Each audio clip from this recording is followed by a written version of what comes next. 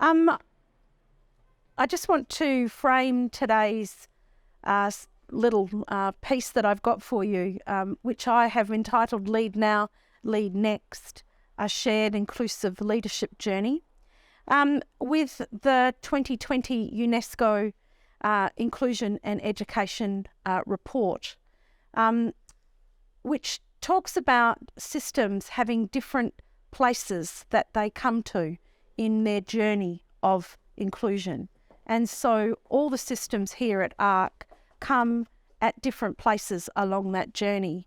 And they describe the inclusive journey as a process and not a destination. So I wanted to talk about that, but also talk about how that is the broader aspect of inclusion for all groups of people. So it's not just one group of marginalised people that we're speaking about. We are speaking about inclusion for all in that broader sense. So it's with that lens that I'd like to talk to you today about Lead Now, Lead Next. And that's a concept that I have been thinking about for a while in relation to a shared inclusive leadership journey. So I just wanted to talk about leading now in schools. It's a really complex weave for school leaders of human relationships and intertwined with skills, knowledge and understanding of teaching and learning. But a lot of it is to do with people. And recently I gave a talk about inclusion being complex and personal. And it's a complex journey, but it's deeply personal for the people who are being included or not being included. So that is the dilemma, then the lens that leaders lead with in today's society. And it's what systems have to grapple with in terms of empowering leaders to be able to take that journey. So I want to talk about leading next, which is the eye on the future leader, the leader that has their eye on the future. And that means that they are building communities of inclusive practice as a shared endeavour within their schools. And they're looking at developing the leadership that has empathy and trust and understanding and humility and compassion. And that is the type of qualities that we are looking for in leaders. And we understand that leaders who are on that journey of the inclusive journey understand that emotional intelligence plays a big part in what it is that they do in their leadership role. And that is a challenge for systems to be able to recruit and attract people with those qualities to our systems. The other part of and I have to look at my notes, the other part of being an inclusive school is that it's not a destination, it is a journey. You don't arrive at being inclusive. An inclusive school is part of a development and a process, and people understand, leaders understand that they're building a culture, a shared culture, and that culture can only thrive if it is shared and clearly articulated by the leader to their leaders. And that leader has the eye on the future. They have their eye on building leaders from within their own organisations. So they set up systems and processes to allow leaders to lead, little L leaders, not always big L leaders. Anybody in the school can be a leader. And so they embrace that and they use that as part of their shared inclusive leadership journey. And this brings about some wonderful things that happen within schools. And I know that many of you would have seen them. They're what I call the golden threads of the inclusive journey. There is no silver bullet, because if there was, we would have done it already. It is a complex journey of inclusion. And that is what I wanted to make sure that we knew today, and that we take away the understanding that the shared leadership journey is for the courageous leader. it's not something that's going to be easy. And so we need leaders that have courage, and we need systems that have the ability to support those leaders to have that courage to be able to lead in that particular way, and to give them the support that they need to take that journey. The other thing that besides it not being easy, it is incredibly joyous if that is the road that you take, because the rewards are really great. So it's not something to be shied away from, but it definitely has its resistors within systems, and it also has its resistors within staff. And so that's why it's a courageous journey for leaders to take. But no matter what presents itself, these are the leaders we need for the future. And so this is the leadership journey that we want our new leaders and our old leaders to be taking.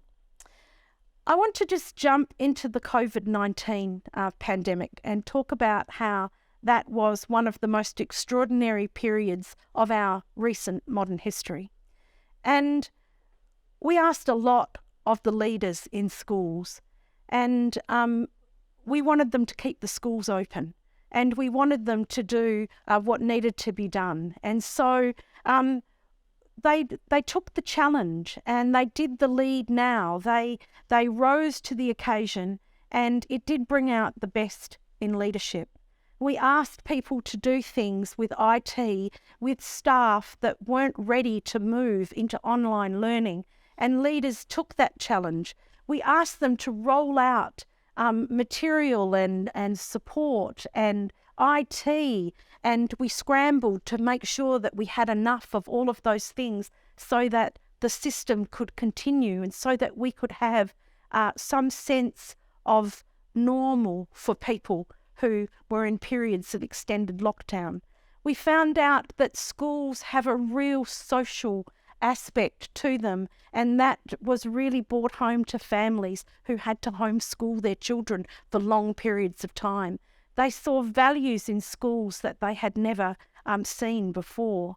And it was the leaders that led that, and we asked them to do things. In some jurisdictions, we asked them to feed people.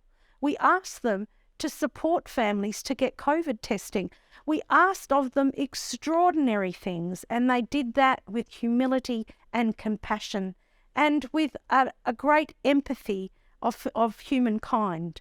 And I think that really demonstrated how fantastic our leaders are across the globe in implementation.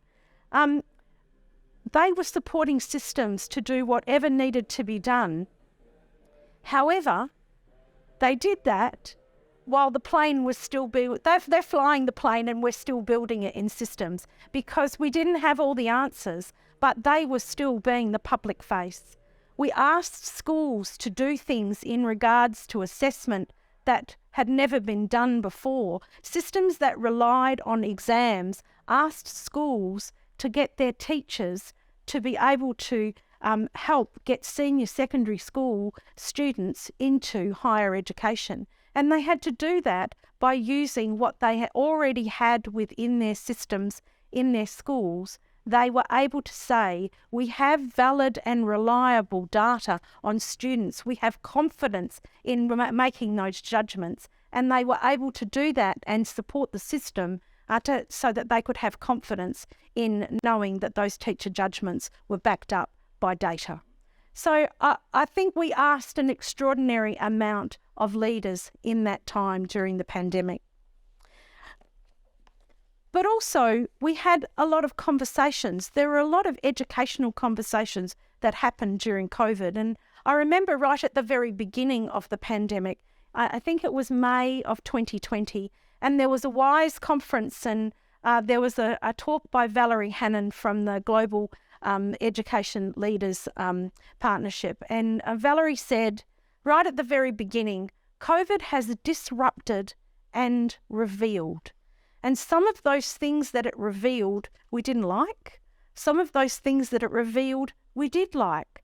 And so what she said was that it's what we do with those things that will have the ability to reshape education. There was a lot of talk from education experts and academics about education 2.0. I don't know how many online things I went to as a leader. It gave great support when you could go and still do some professional learning, because that's what an inclusive leader does. They make sure that they are looking after their knowledge for self and others by making sure that they are supplying professional learning or CPD to their staff. But what it did was there were some great conversations, and we talked about all the things that had been revealed as a result of COVID and what we could do to move education forward to education 2.0.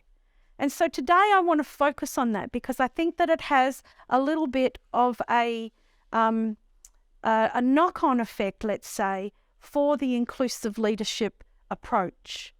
And I've got a few questions here that I would like to pose to the art community, because I think they are questions that still don't have an answer. And if we have an answer to those, I think we may be able to move forward with leaders. And so I've got a few things here, and I'm just wondering about how the deep thinking and reflection that happened in 2020 and 2021 about pivoting. I don't know how much I heard about pivoting, about pivot points and education 2.0, and have these been lost in the haste to jump back into normal? And is this the normal that we want? Or is there a new normal that might be better than the one that we've already got? And what's happened to the knowledge that systems gained in the sharing of the great courageous leadership that was demonstrated by leaders in multitudes of systems across the globe during the pandemic? What's happened to that? What have systems done with that? How are you harnessing that great resource that is school leadership and using that to grow education of the future? And there were great methods of collaboration that were established during COVID. Have they all been lost? Are we still reaching out to our school leaders? Are we still using some of those methods to connect and gain input and look to the leaders who implement the policy to be able to understand whether or not it's fit for purpose? These are the questions that I ruminated over when I was thinking about what I was going to talk to today. So I have a bit of a challenge that I'd like to leave everybody with today. And that is, for the systems that are here today, how will the systems of ARC lead next and demonstrate how shared inclusive leadership that includes leading with courage and humility and integrity and dignity, that it is highly valued and supported, ensuring that we have an education of the future in a still disrupted and uncertain world that is inclusive of and for all. Thank you.